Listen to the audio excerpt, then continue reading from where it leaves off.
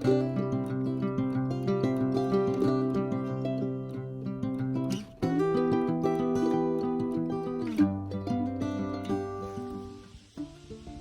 hello everyone. I know I haven't been on here in a few weeks, but just kind of slow around the homestead. Hard to get a whole lot done when it gets dark so early. Hope y'all had a good Thanksgiving. I know I did. Got to visit with family and such, and always enjoy that. Also, the day after Thanksgiving, my brothers came over and helped, and we cut and split up all the wood on that big pile from the sawmill, all those slats, all the drops off the sawmill. So we cut that whole pile up and ended up with about 5 rick of wood. So now my younger brother's pretty well set. I'll want to kind of share a couple videos here with you of us working that day.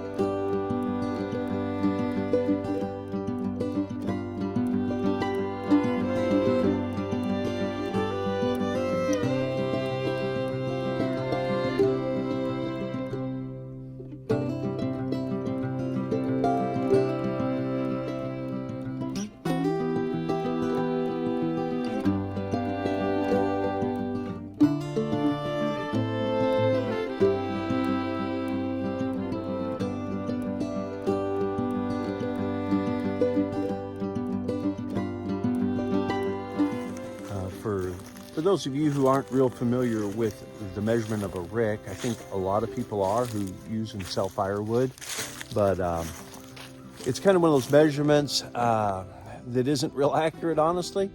It is defined as a stack of firewood that's 4 feet tall, 8 feet long, and then however long you cut your firewood.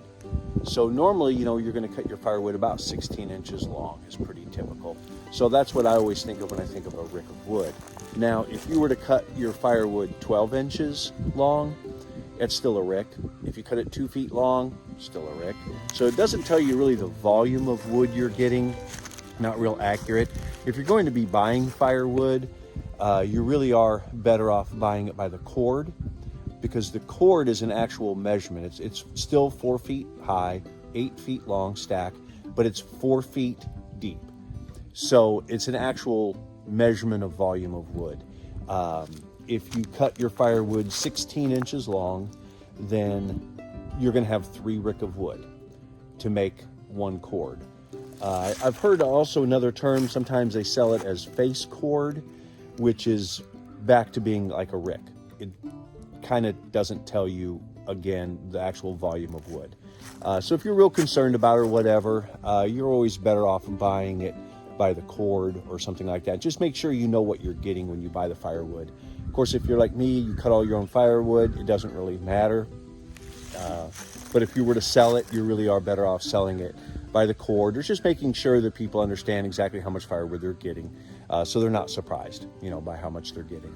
But that's just something I thought I'd add. I'm not sure if everyone is familiar with the way we measure firewood. Well, everybody, that's about all I have for this week. I know it's been kind of a short video, but I promise you I'm going to start turning out a few more videos. So if you just kind of stay subscribed, click the notification so you know when I upload new videos, would be great. And I got some ideas in the works, maybe a few different things to kind of fill in some time through the winter when the homestead is a little bit slower. I don't know, see what y'all think about maybe doing a road trip or two around the Ozarks. And let's see, I got some ideas, maybe doing a little bit of winter backpacking and such.